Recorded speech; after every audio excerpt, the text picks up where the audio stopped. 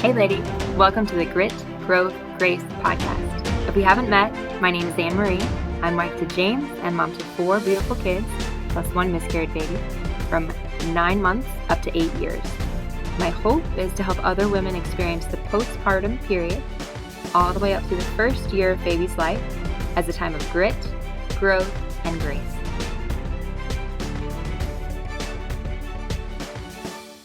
This is episode 14. Hey lady, in the postpartum weight loss episode, I promised a future episode on postpartum nutrition. I've been so darn excited for this, but I got to thinking and realized maybe not every mom geeks out over this like I do. So here's my sales pitch for why you should listen to this episode. What you eat during postpartum matters for several reasons. Even if you are not breastfeeding, you still need to replace nutrient losses from the 9-ish months of pregnancy, plus if you delivered vaginally, labor and birth, and no matter how you delivered, blood loss. So even if you're telling me, Anne Marie, my baby is 100% bottle fed, no breastfeeding or pump action here, this episode is still for you, lady. You still need to replenish your nutrient stores, especially if you plan to have more children in the next few years. Another day we're going to dig into whether there is in fact an ideal amount of time to space pregnancies apart, but the name of the game right now, today, is that if you'd like to be pregnant in the future, taking care of your body through what you eat matters. And even if you say, Anne Marie, I have 2 children or 16 children or however many, and I expect no more, you, my dear lady, need to replace what you gave to your baby in utero. No matter how you gave birth, vaginally or via C-section, and regardless of how you are feeding your baby today, you have a dinner plate-sized wound in your uterus from where the placenta detached. A dinner plate-sized wound. What you eat can help heal that wound faster. And finally, if you are breastfeeding, you already know this, but may I please remind you, you are still growing your baby just outside your body now. One more piece of information I found compelling from a 2009 study on perinatal depression read, women are particularly vulnerable to the adverse effects of poor nutrition on mood because pregnancy and lactation increase nutrient requirements, end quote. If no other reason interests you. Or maybe you're thinking, I'm already overwhelmed postpartum. I don't need some complicated meal plan or to obsess over my food. I hear you. Could the way you eat help support you in feeling less overwhelmed and less stressed? So that's my sales pitch. I implore you, listen. And by the way, listen in the most detached way you can. By that I mean some of the recommendations I'm sharing with you today annoyed me when I first heard them. When I first read the book Real Food for Pregnancy, and she was recommending beef and butter specifically from grass-fed cows, I thought, how pretentious. And when I read the book the first 40 days, I thought, this is aspirational eating, like how to eat for postpartum snobs. And when I read about warming foods in Alyssa Vidi's book In the Flow, I thought, what kind of mumbo-jumbo new age nonsense is this? But here we are. I guess I'll just quote the late great movie actor legend John Wayne. Times change. If something you hear sits with you the wrong way today, no police are coming after you to make sure you follow the rules. You are 100% free to take what serves you and disregard the rest. You're a grown-up. You get to decide. So where to begin? I guess I'll tell you whose words I'm sharing with you. My number one source for today's content is the book Real Food for Pregnancy by a dietitian, registered dietitian, Lily Nichols. Nichols has over 900 research citations in her book, so I'm reasonably confident that she wasn't just making it up. Secondary sources, by which I mean they're paraphrased, not directly quoted for the most part, are Alyssa Vidi's book In the Flow, which is all about hormonal health and cycle syncing, plus the book The First 40 Days by Hang Au, I think I'm saying that correctly, and then the book Baby and Beyond by Allison Oath, and then the 4th edition of Fertility, Cycles, and Nutrition by Marilyn Shannon, which is the edition my husband and I received when we did our marriage prep 10 years ago. I'm always looking for common themes, for overlap in what I read, and I found it in these places. So Real Food for Fertility is my go-to for this episode because it's the most comprehensive source, like a very readable textbook.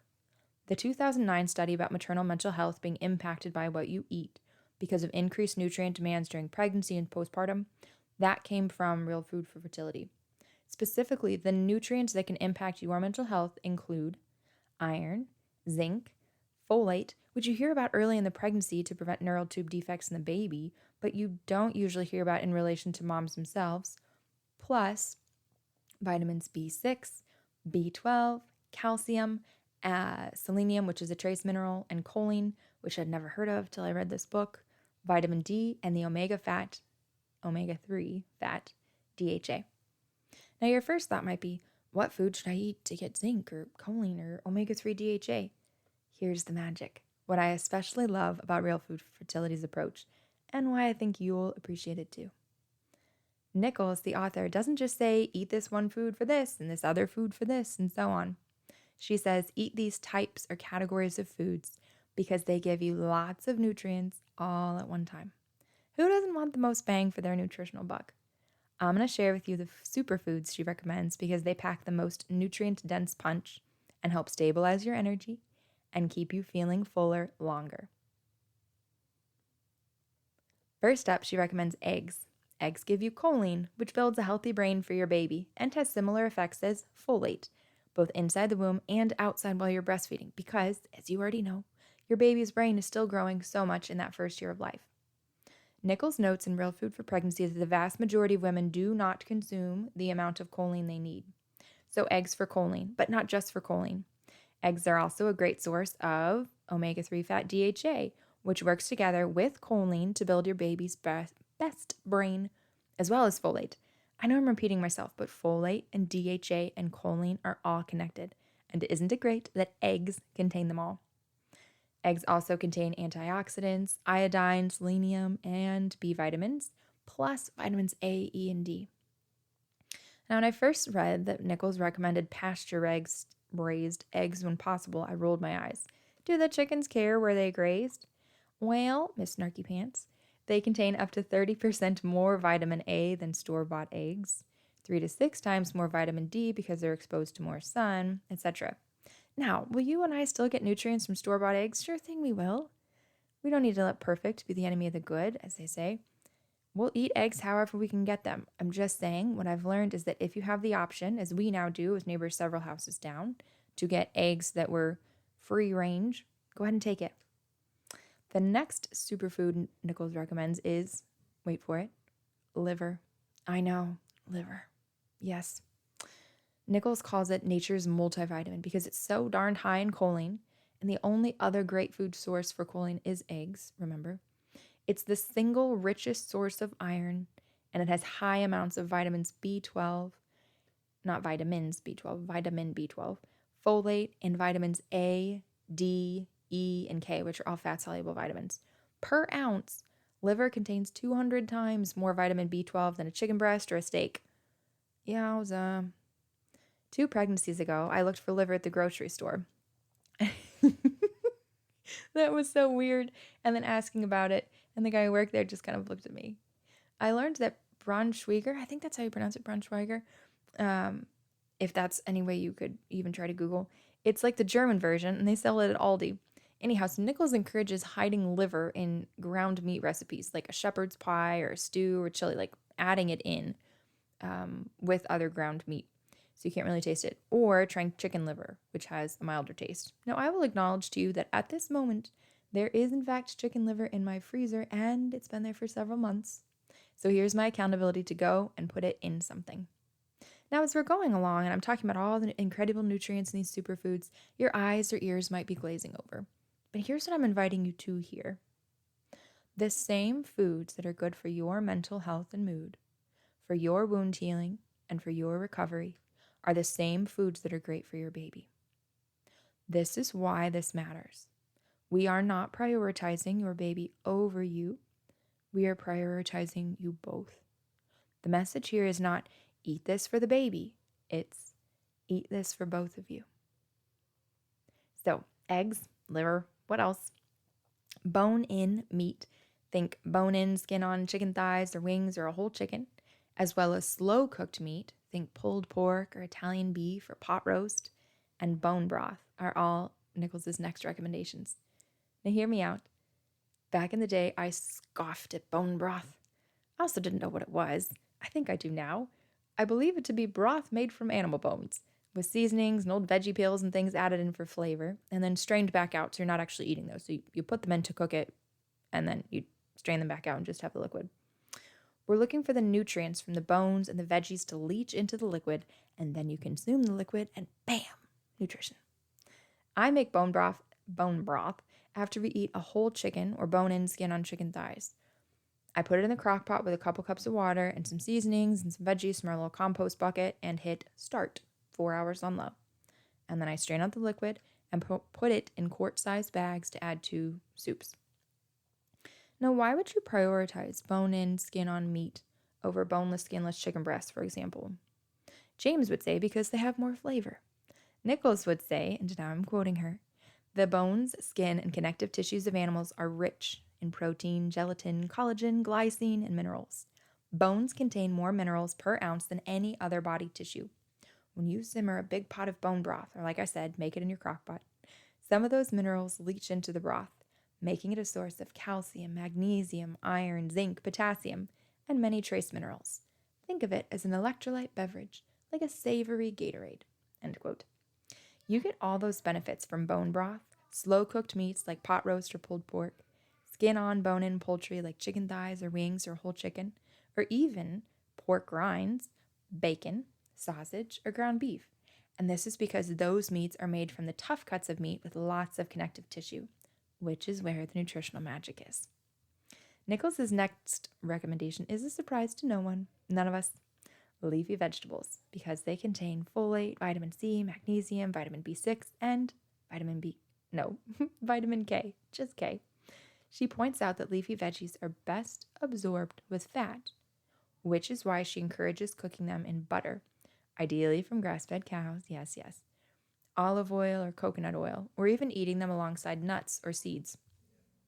I'm going to throw you a curveball about them in a minute, but for now, leafy vegetables eaten with a healthy fat. Eggs, liver, meats, leafy veggies, and fatty fish. Nichols recommends fatty fish like salmon, which is the easiest example to use here.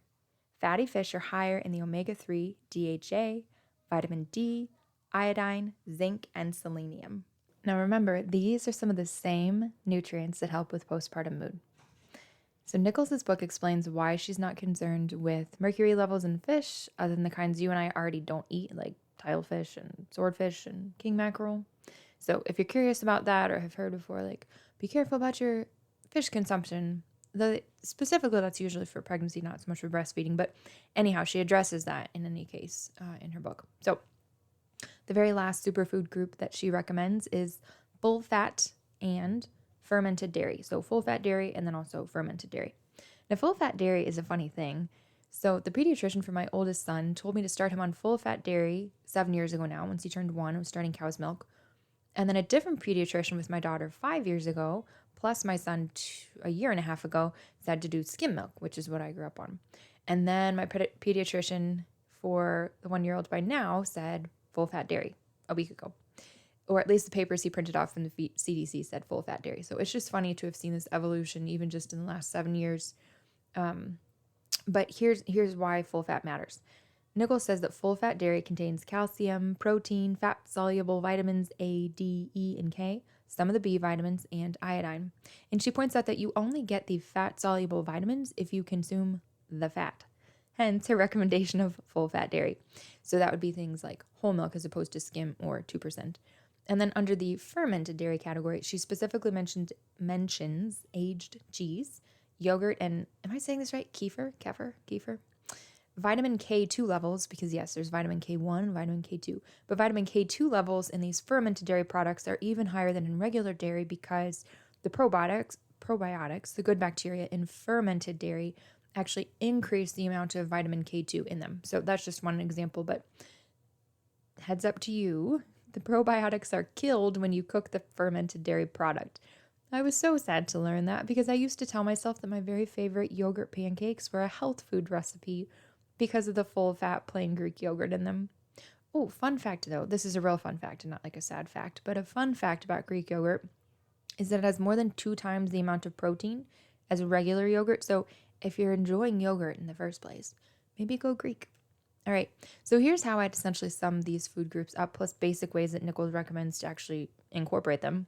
Number one, she would say animal products are king.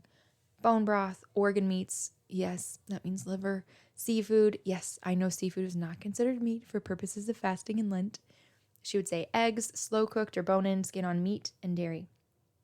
After rereading the benefits of slow cooked meats this time around, just for this episode, in fact, plus the fact that I just saved the liquid from the crock pot and use it in place of chicken or beef broth in future soup recipes when I've made slow cooked meat, I decided to shoot for one crock pot meal each week, even while it's still warm outside, temp wise.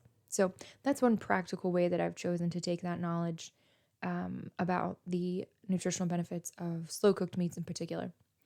Number two, warming foods. I learned of warming foods first in Alyssa Viti's In the Flow book and then again in Real Food for Pregnancy. And they are what they sound like: broths, stews, curries, soups, porridge, congee, and then warm drinks like herbal tea or drinking bone broth, which frankly is not my jam.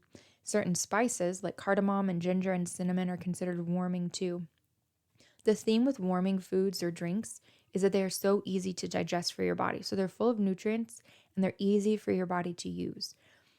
And number three, and this goes hand in hand with number two, many traditional cultures actually discourage eating raw veggies and fruits as well as drinking cold liquids early on postpartum. And there are many fascinating reasons as to why that is, like why they may discourage eating the raw forms of things or cold things. And Lily really gets into those things. Lily Nichols does in Real Food for Pregnancy, and so does Alyssa Viti in The Flow.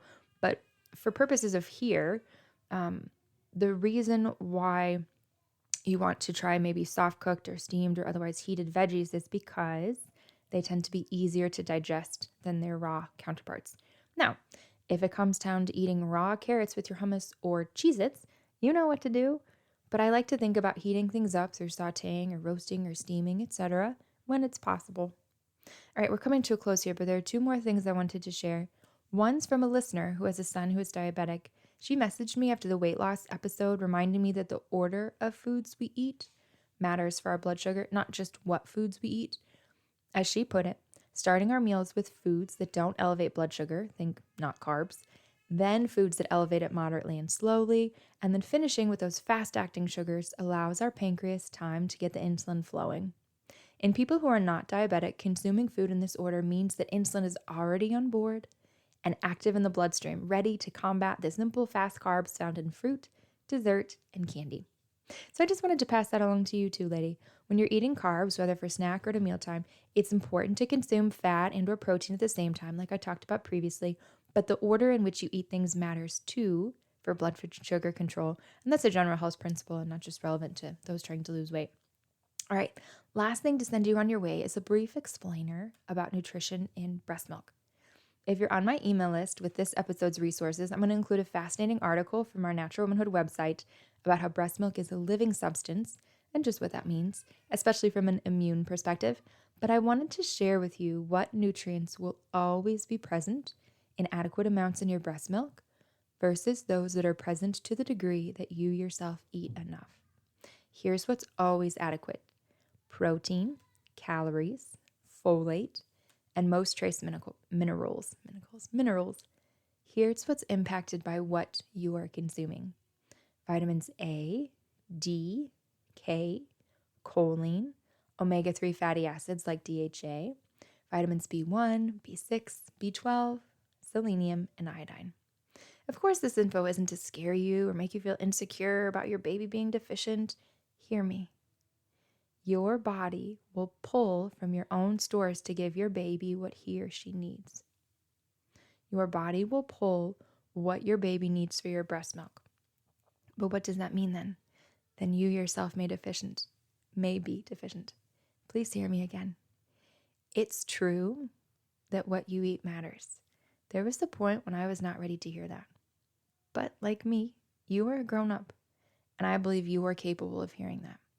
You're capable of making choices about what you eat without being overly worried or obsessive. You are capable of choosing a little better than you did last postpartum or during pregnancy or yesterday. You can adapt and learn and try new things. My hope in this episode is that if it's time to make a change or two, you have an idea of where you might start, and that you know that it isn't impossible and that it's not about perfection. My favorite YouTube channel for workouts is Nourish, Move, Love, and Lindsey Baumgarten always says, do your best, forget the rest.